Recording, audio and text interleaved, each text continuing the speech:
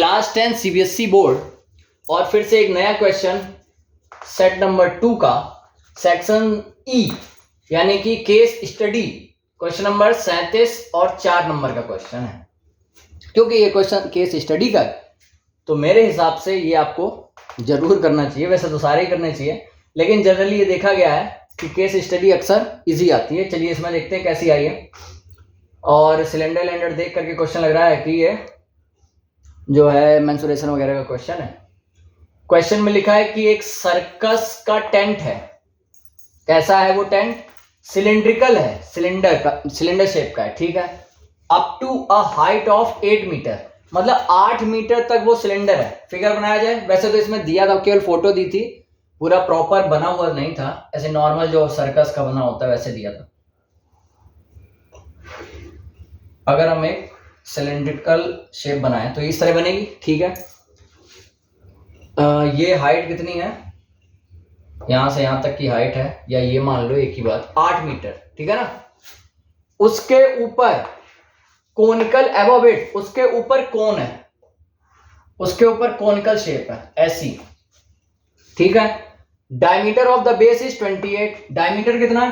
देखो दोनों का बेस सेम है, बेस सेम है दोनों का, इस वजह से diameter same, radius same. Diameter यहां से यहां तक 28 है, यानी हम कहें ये रेडियस कितनी हो गई? 14 हो गई। रेडियस आ गई कितनी? 14, ठीक है। और क्या दिया है?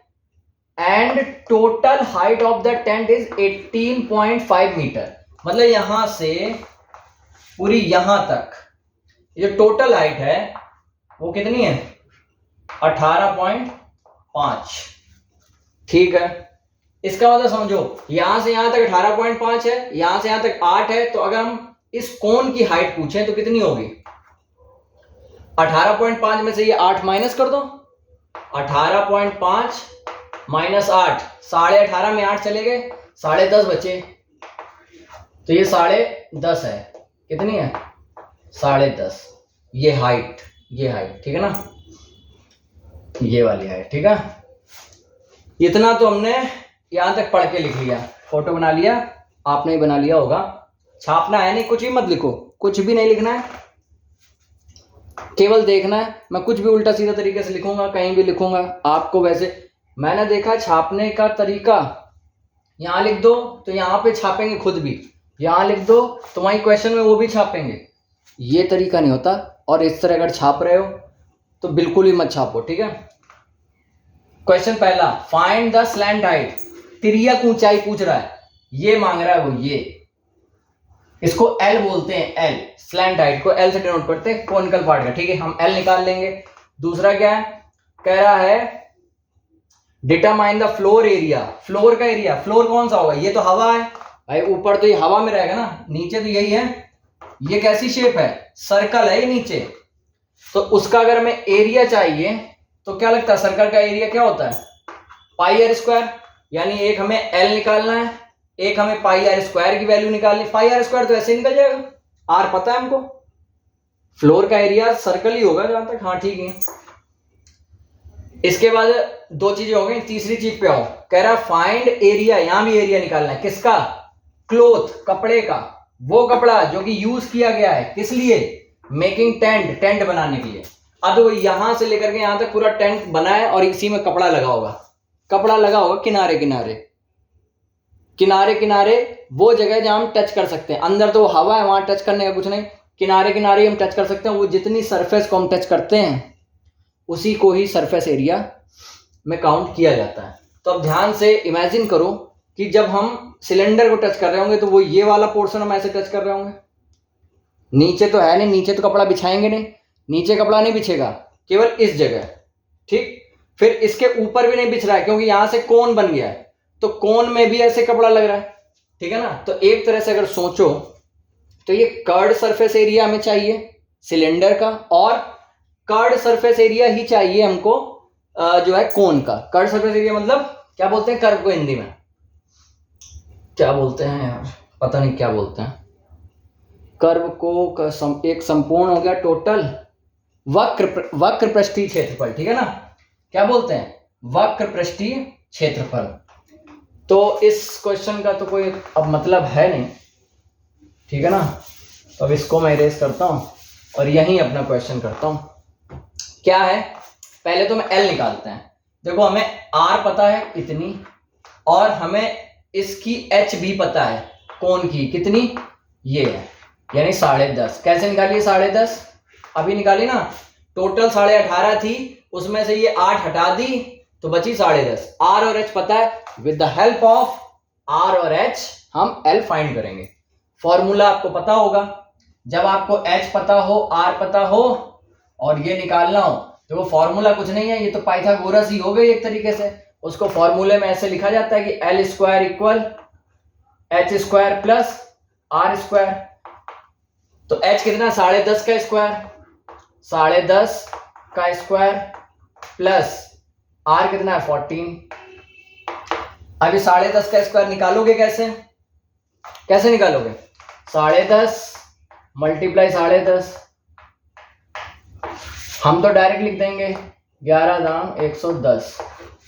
आप कैसे निकालेंगे, देखो हमने क्या नोट किया ना कि आखिरी में 5 है दोनों में, है ना। जब भी सेम ऐसे किसी नंबर का स्क्वायर करना हो जिसके लास्ट में 5 हो, जैसे मैंने कहा मान लो हमें 45 का स्क्वायर निकालना है, तो दोनों में वो 5 ही होगा, तो उसको पहले लिख दो किनारे 25, ठीक है। और क्योंकि यहाँ भी 4 यहाँ भी 4, तो 4 और 1 4 में बढ़ा लो 5, 5 और 4 का मल्टीप्लाई 20। तो वही चीज हमने यहाँ की, 5 5 का 25, और यहाँ भी 10 यहाँ भी 10, 10 और 11 का मल्टीप्लाई 10 और 11 का 110। अब एक नंबर के पहले पॉइंट यहाँ, एक नंबर के पहले पॉइंट यहाँ, यानी 2 नंबर के पहले पॉइंट में लगाना है, लगा दिया, यानी 110.25। और 14 का स्क्वायर अब याद होना चाहिए आपको, स्क्वायर कुछ आए ना आए 25 तक के स्क्वायर याद होने चाहिए अगर कुछ बहुत कैलकुलेशन करनी है तो। मैथ ऐसा भी नहीं है कि आपने कभी कुछ भी नहीं पढ़ा और एकदम से सब कुछ कर दोगे, उसलिए नहीं है, ठीक है ना। हाँ, लेकिन इसकी गारंटी है कि आप, हो सकता है कितना भी करने के बाद, मेरे द्वारा भी कराए जाने के बाद भी, कि आप क्वेश्चन ना कर पाए, हो सकता है, कोई 100% की गारंटी नहीं। लेकिन हाँ, इस चीज की गारंटी अगर आपने किया तो क्वेश्चन देख के एकदम घबराओगे नहीं, इतनी दम होगी आप में कि आप क्वेश्चन को पढ़ पाओगे, ठीक है ना, उससे इनपुट लिख पाओगे, डायग्राम बना पाओगे, उल्टा सीधा हाथ पैर चलाने लग जाओगे, 100% कर जाओगे, उसकी गारंटी नहीं है, ठीक है। 110.25 और 196 को जोड़ोगे तो कितना आएगा, 110 और ये 210, 210 और 90 300, 306.25, ये सब एल स्क्वायर में चल रहा है, तो एल इक्वल क्या आएगा, अंडर रूट में आ जाएगा ये 306.25। अब बताओ किसका है ये स्क्वायर, फैक्टर करें क्या, काफी कैलकुलेटिव आ गया भाई। 300 पूरे का ही मान लो, ये 25 है, ये 2 कोई मतलब नहीं। यार देखो ऐसे, अगर इसी को अगर लिखोगे भी तो ऐसे भी लिख लो तो कोई दिक्कत, अब इस क्वेश्चन का तो मतलब है नहीं, ठीक है। तो अगर इसको लिखोगे भी तो ऐसे लिख लो, अंडर रूट 306.25 अपॉन पॉइंट हटा तो 1 और पॉइंट के आगे 2 लोग हैं तो 2 जीरो, ठीक है। नीचे तो 10 आ जाएगा, रूट हटेगा, 100 का रूट 10, इसका रूट निकाल लेते हैं हम लोग यहाँ। कैसे निकलेगा, फैक्टर करके 306.25, 5 से कटना तय है, 5 से काटा 5 का 30 और 5 से कम 5, 5 दूनी 10, 5 25, ठीक है।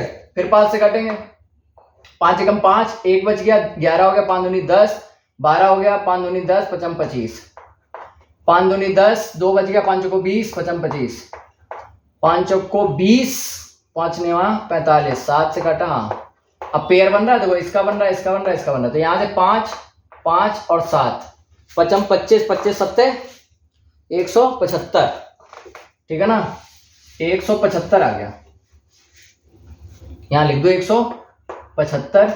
और जब 10 से डिवाइड करोगे तो ये आएगा, डिवाइड नहीं किया हमने, 1 जीरो था तो 1 नंबर के पहले पॉइंट लगा दिया, यानी हमारा एक आंसर आ गया। कैलकुलेटिव था, खैर ये नहीं कहेंगे कि कैलकुलेटिव नहीं था, क्योंकि यहाँ स्क्वायर निकालो, यहाँ निकालो, फिर प्लस करो, एक तो स्क्वायर में गलती हो जाएगी, फिर प्लस में भी बहुतों की गलती हो जाएगी, जो सच है वो बता रहे हैं। वो निकालने के बाद फिर यहाँ रुक जाएंगे, अब नहीं करेंगे हम, ऐसा सोचेंगे लोग, पर आप ऐसे करेंगे, ठीक है। एल निकल आया, इसके बाद सेकंड चीज, सेकंड में क्या कह रहा है, हमें फ्लोर एरिया यानी पाई आर स्क्वायर निकल, ये तो इजी हो गया। पाई की वैल्यू हो गई 22/7 और आर हमें पता है कितना 14 इंटू 14, तो 7 से कट जाएगा 2 बार में। 44 मल्टीप्लाई 14 करना है या 28 मल्टीप्लाई 22, 28 दूनी 56 हासिल 5, 28 दूनी 56 और 5 16 61। सही है आंसर। इतने क्या चल रहा, मीटर में चल रहा है तो मीटर स्क्वायर और ये मीटर। ठीक है, हमने दो चीजें निकाल दी। अब इसको करते हैं इरेज और अब जो थर्ड क्वेश्चन है उस पर चलते हैं, वही है मेन।